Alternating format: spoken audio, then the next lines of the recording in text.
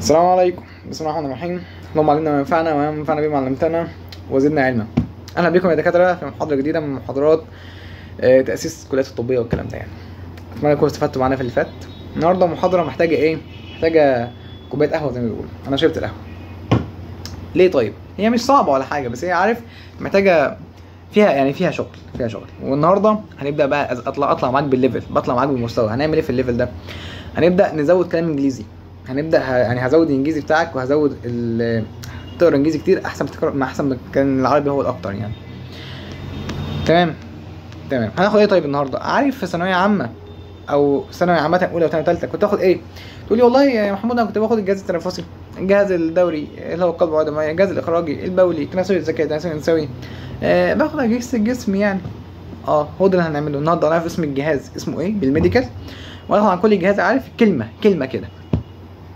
اول حاجه كارديو فاسكولار سيستم. مبدئيا اللي جات لك في الامتحان يا دكتور انت غلطت فيها كلمه كارديو. جات لك في الامتحان ان كلمه هارت معناها ايه؟ اول حاجه القلب بالانجليزي معناها هارت، بس بالميديكال معناها كارديو. فكلمه كارديو معناها قلب. كلمه فاسكولار معناها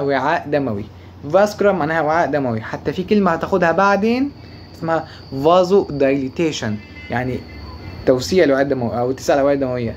وده كلمه عكسها اسمها فازو كونستريكشن. الكلام ده مش عارف اكتبه، مش مهم، عايزك تسمعه بس. فازو كونستريكشن، تمام، يعني التضييق او الوعاء الدموي بيضيق، يعني بيدخل في بعضه كده. سيستم يعني جهاز، فكارديو فاسكولار سيستم هو جهاز القلب والاوعيه الدمويه. ليه اختصار؟ ليه اختصار اسمه اختصارته CVS.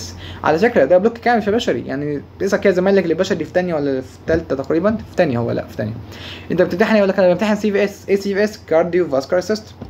طيب وبعدين تعال كده نقرا الكلام المكتوب ده. يقول لك ايه؟ This system uses blood to deliver nutrients through the body and remove wastes from the body. ادي اول نقطه. يعني ايه الكلام الغريب ده؟ يقول لك الجهاز ده بيستخدم الدم كوسيله مواصلات. الدم كانه بيوصل. الدم بيوصل ايه طيب الدم؟ والله هي الاوعيه الدمويه دي مش شرايين واورده، ايوه يعني دم هنا ودم هنا، بس الدم ده بيوصل الغذاء لمكان معين ويسحب الحاجات اللي مش كويسه، الفضلات اللي عارف، بيسحب الزباله بتاعت الخلايا مثلا، بيسحبها ويطلعها بره الجسم. ده فعلا كانها وسيله مواصلات. النقطه الثانيه the heart which is primary organ in the system pump blood around the body via a network of blood vessel. يقول لك ايه بقى؟ يقول لك ان القلب اللي هو الهارت هو العضو الاساسي في الجهاز ده. ده تابلت ده اللي معايا. التابلت ده مثلا العضو الاساسي فيه هو الشاشه، اللابتوب بس من عليه ده الكيبورد هو العضو الاساسي فيه. تمام. CVS او الكارديو فاسك سيستم ايه العضو الاساسي فيه؟ الهارت، القلب. طيب بيعمل ايه القلب ده؟ اقول لك بيضخ الدم. يعني ايه بيضخ؟ بامب ذا بلاد، يضخ الدم. طيب من خلال حاجه اسمها شبكه من الاوعيه الدمويه، شبكه شرايين، والشرايين بقت تقسم حاجه اسمها شريانات او بعدين شعيرات دمويه، وتلاقي في شريان اساسي زي شريان الاورطه وحاجات طالع منها تفرعات، عامل شبكه من الاوعيه الدمويه. طيب النقطه الاخيره blood vessels and the heart make up this complex system. الدم والاوعيه الدمويه والقلب عاملين الجهاز المعقد ده. فعلا هو اسمه جهاز القلب والاوعيه الدمويه. فيها مشكله؟ مفيهاش مشكله. respiratory system. ايه هو respiratory system؟ هو الجهاز التنفسي. respiratory system. تمام. الاكسنت ده على فكره مش اهم حاجه، يعني انا الاكسنت مش شرط تكون متميز فيها، او انت شرط تكون متميز فيها، بس اهم حاجه تكون عارف الكلام. طبعا لو انت شاطر في الاكسنت دي حاجه بتضيف لك. The primary function of the respiratory system are to provide oxygen to the body's tissue for cellular respiration. بعدين remove the waste product carbon dioxide from the body and help maintain the acid base balance. يقول لك ايه الوظيفه الاساسيه خلاص الكلام ده للجهاز التنفسي؟ هو ايه؟ لما تاخد ان شاء الله فيسيولوجي هتعرف ان التنفس ده عباره عن مراحل. عارف انت تنفس؟ اقول لك ايه هو التنفس؟ تقول لي شهيق وزفير. اقول لك دي المرحله الاولى من مراحل التنفس، الشهيق والزفير ده ما اعرفش غيره، دي المرحله الاولى. في 3 مراحل تانيين بتفاصيل بحاجات تانية كتير جدا. تمام. ولكن التنفس ده وظيفته ان هو يعمل ايه؟ يودي الاكسجين للخلايا بتاعت الجسم، تمام، وياخد ثاني اكسيد الكربون، ياخد الفضلات، ياخد الحاجات اللي مش كويسه يطلعها بره من خلال النفس اللي بيطلع بره ده. تمام. مكوناته بقى يقول لك ايه؟ النوز، التراكيه، اللنج، البرونكاي، البرونكيولز and major part in the system. ماشي. يقول لك النوز اللي هي المناخير، التراكيه اللي هي القصبه الهوائيه، اللنج اللي هي الرئه، البرونكاي اللي هي الشعيبات الهوائيه، تمام. البرونكيولز هي الشعب، يعني تصغير الشعب الهوائيه، تصغير شعيبات كده يعني، تمام. هي دي حاجات اساسيه يعني. كده احنا خدنا الجهازين، كارديوفاسكولار سيستم وريسبيرتوري سيستم. الجهاز الثالث اندوكراين سيستم، وهو جهاز الغدد الصماء. الغدد عندك ايه الغدد اللي عندك؟ تقول لي انا اخدت في ثانويه عامه. ايوه انا اخدت شابتر الهرمونات او فصل الهرمونات في الباب الثاني. اخدنا صح، اخدنا فيه هرمون زي هرمون جي اتش وهرمون الثايروكسين وهرمون تي اس اتش. ده دي هرمونات، تمام. فيقول لك ايه اسمه endocrine system. The purpose of the endocrine system is to regulate various organ by releasing hormone chemical messenger. الكلمة دي كلمة ممتازة. ايه الهدف، ايه الغرض، ايه الوظيفة بتاعت endocrine system؟ هو تنظيم الأعضاء المختلفة، تنظيم الأعضاء المختلفة من خلال ان هو يبعت رسالة، تمام. رسالة، بس رسالة ايه؟ رسالة كيميائية. ايه هي الرسالة الكيميائية دي؟ اللي هي الهرمونات. ما هو انا عايز انظم الدنيا اللي حواليا. مثلا انا في 20 واحد عايز انظمهم، هبعت له رساله انت اقعد هنا، انت اقف على الباب، لا انت اطلع بره خالص، تمام. انا ببعت له رسائل، تمام، ببقي رسائل كلاميه. لا انا مخ وعايز ابعت الاعضاء مثلا، تمام. فانا عايز اخلي كل عضو يعمل حاجه معينه، حاجات تزود ضربات القلب، حاجات تقلل ضربات القلب، حاجات تدخل بوتاسيوم، حاجات تطلع صوديوم، ما اعرفش، هنعرف بعدين فيما بعد. فبعت له رسائل كيميائيه اسمها كيميكال ماسنجر. طيب هي ايه كيميكال ماسنجر؟ اللي هي الهرمونات. طيب تمام. كده احنا خدنا 3 حاجات: كارديوفاسكولار سيستم، قلب وعيه دمويه. عشان الناس بتقول لي انت عيد الكلام وراجع، انا مش بحب اراجع ليه في الفيديو كذا مره عشان خاطر الفيديو ما يطولش، بس مش اكتر والله، بس انا ما عنديش مانع يعني. كارديوفاسكولار سيستم جهاز القلب والوعيه الدمويه، ريسبيراتوري سيستم التنفسي، اندوكراين سيستم غدة الصماء. فيميل ريبرودكتيف سيستم الجهاز التناسلي الانثوي. لو انا عايز اقول الجهاز التناسلي الذكري هعمل ايه؟ شايف كلمه فيميل دي؟ هخليها ميل بس. وكلمه فيميل وميل احفظها من دلوقتي، الكلمه هتلاقيها كتير جدا في حياتك. يقول لك السكشن ده الفصل ده فصل فيميل ولا فصل ميل؟ لا، يقول لك ده فصل ميل، يبقى خلاص الاولاد بس يدخلوه. لا خلي بالك ما تدخلش ده حمام الفيميل، يعني مش كلنا مش هقول لك ده حمام البنات، هقول لك ده حمام الفيميل. حمام البنات، فانت لو مش عارف هتدخل حمام مش هينفع، عيب، تمام. هكذا، تمام. فيميل ريبرودكتيف سيستم جهاز التناسلي الانثوي.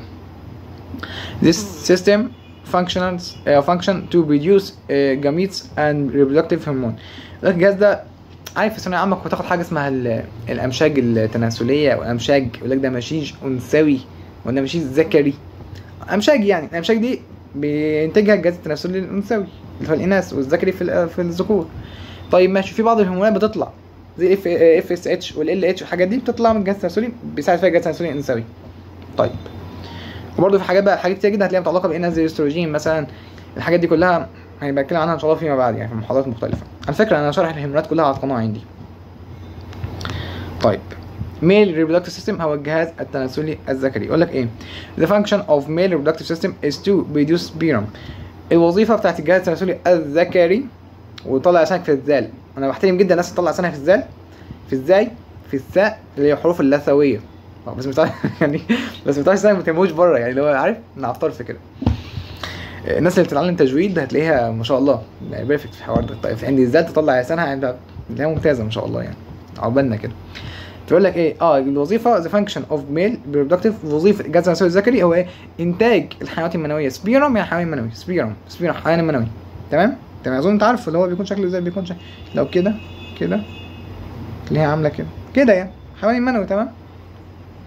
طيب بس انت راح هتقول اسمه سبيرم، مش هتقول بقى الكلمه دي. lymphatic system، ماذا به lymphatic system؟ يقول لك lymphatic system ده the major function of lymphatic system is to drain extra body fluid lymph and return it to the blood stream. يقول لك يبقى الجهاز ده وظيفته في سوائل في الجسم زياده اسمها الليمف، تمام. هتعرف في تركيبها بالظبط بقى ان شاء الله. هو وظيفته السوائل زي دي بيبدا بقى يوزعها ويبدا يرجعها في مجرى الدم تاني، تمام. وعلى فكره الجهاز ده ليه علاقه جدا بالمناعه، يعني دايما تلاقيه كده مرتبط بالمناعه، مرتبط بالحاجات المناعيه، مرتبط بالدفاع عن الجسم. ازاي؟ معرفش دلوقتي، معرفش في وقتها نبقى نعرف، مش حابب ازود عليك والله، تمام. nervous system وهو الجهاز العصبي. ماله الجهاز العصبي؟ the system is very complex and is responsible for the controlling much of the body including both voluntary and involuntary function. يقول لك الجهاز ده جهاز معقد مركب صعب جدا، جهاز عصبي فعلا جهاز صعب جدا جدا جدا. حتى الخلايا العصبيه دراستها صعبه، الاعصاب ذات نفسها دايما في المناهج عندك اناتومي واحد سهله، اثنين سهله، نيورو اناتومي فيها كلام، فيسيولوجي نيورو فيسيولوجي فيها كلام. ايه نيورو اناتومي نيورو فيسيولوجي ده؟ اللي هو نيورو انا اعصاب، اناتومي اللي هو تشريح الاعصاب وكده يعني. دي مواد في الجامعه ان شاء الله. بيقول لك الجهاز العصبي ده ايه؟ جهاز معقد جدا مسؤول عن التحكم في حاجات كتيره جدا في الجسم. انت عشان اعمل كده، بس عشان اهرش في دماغي معلش، طب انا محتاج في سيال عصبي بيطلع عشان اعمل كده، تمام؟ طب افرض كان في دبوس هنا، البنت عندها طرحه وفي دبوس بيطلع كده، فاول ما عملت كده خبطت في الدبوس، بص كده ايه ده عمل ثانيه، هي اول ما خبطت في الدبوس كده ليه فجاه عملت كده؟ اقول لك ما الدبوس وجعها. ازاي وجعها؟ اول ما شكها الجلد حس الاعصاب اللي في الجلد حست ازاي؟ اصلا في كهرباء اتبعتت من هنا لهنا، وفي مستقبلات، وفي وصلت للدماغ، في الدماغ بعتت اشاره ثانيه قالت لها يا بنت انت اللي حاطه دماغك على الدبوس، حوش ايدك بسرعه. الكلام ده حصل في ثانيه الا ثانيه.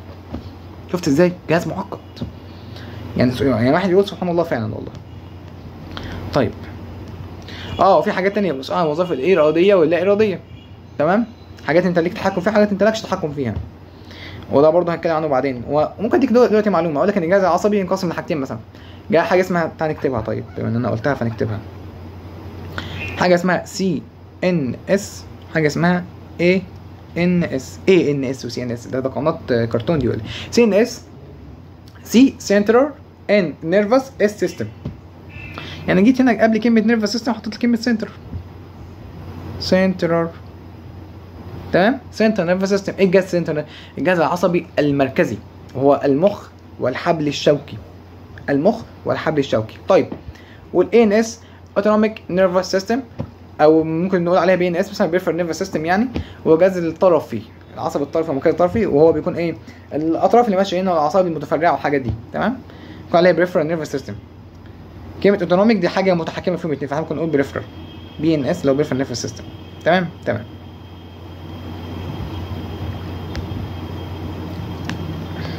ماشي.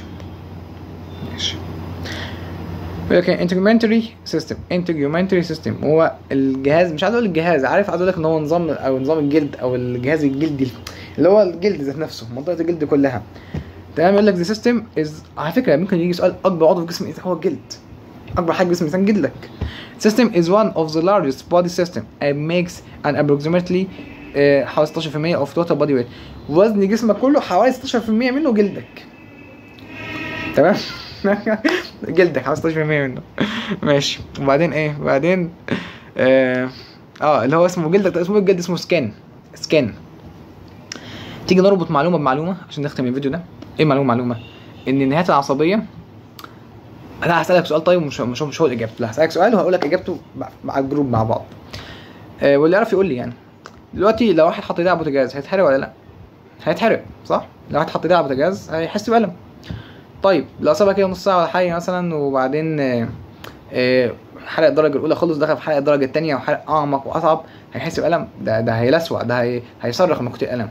طيب لو فرضا بقى هو في حريقه اللي يعرف حريقه، يعني ربنا يا رب يسترها مع الجميع، يعني حريقه مثلا بيوت او حريقه اي حاجه، ولع حرفيا، عارف اللي في الافلام دي يكون ماسك في النار من اوله من شعره لرجليه كله ماسك في النار، هو بيحس بألم؟ هتقول لي ايه انت؟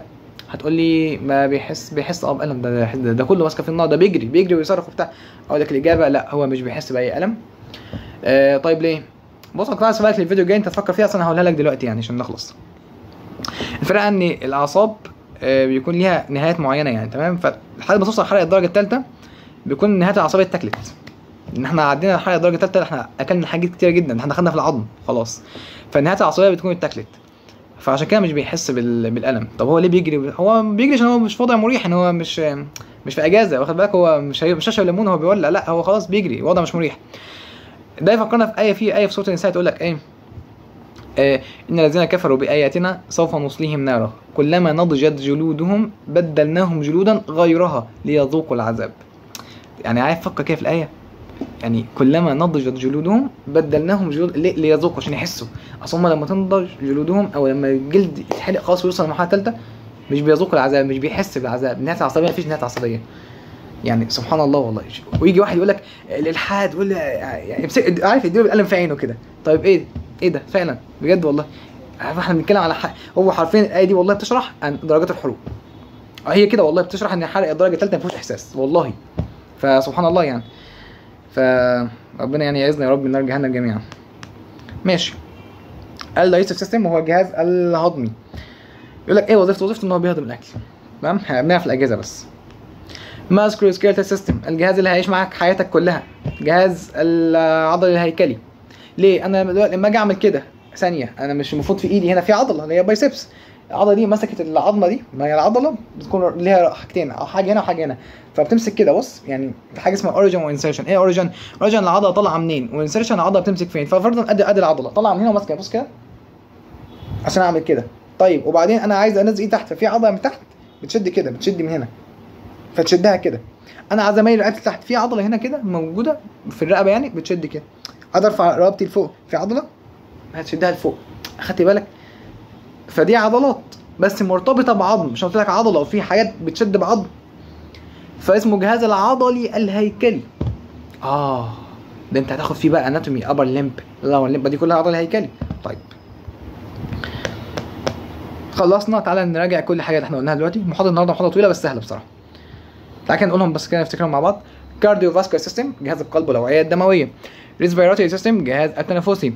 اندوكراين سيستم جهاز الغدد الصماء. فيميل ريبرودكتيف سيستم جهاز التناسلي الانثوي. ميل ريبرودكتيف سيستم جهاز التناسلي الذكري. ليمفاتيك سيستم جهاز الليمفاوي. ايه تاني احنا قلناه يا رب النهارده؟ واحد كبر معلش وبينسى والكلام ده. نيرفس سيستم جهاز العصبي. انتجمنت سيستم جهاز الجلدي او كده يعني او الغطاء الجلدي. وماسكوسكيلتال سيستم وهو الجهاز العضلي الهيكلي. ودايجستيف سيستم وهو الجهاز الهضمي. فيديو ممتع فيديو لذيذ بصراحه. بديك اخدت فيه المعلومه دي احنا على فكره في الاسعافات دايما بنسالها وكده.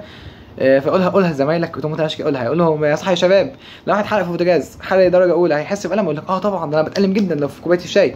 طب لو فضل الحرق درجه ثانيه هتألم جدا. طب لو ولع كله هيقول ده خلاص ده بيتشوي بيحس بالم. الاجابه لا هينبهروا بقى. ابدا اشرح لهم ولما تشرح لهم احفظ الايه دي وقولها لهم بتاعت سوره النساء. تمام. قول لهم الايه تمام عشان ايه تربط برضو دي بدي وكده يعني. بس كان فيديو جديد ذاكروا كويس خالص عشان الفيديوهات الجايه مش تقيله بس من النوعيه دي برضو هنطول حبه. تم كلامنا ربنا محمود وله المكارم في العلا والجود وعن النبي محمد صلواتهم غرد كل واورق عود. سبحانك اللهم وبحمدك اشهد ان لا اله الا انت استغفرك واتوب اليك. السلام عليكم.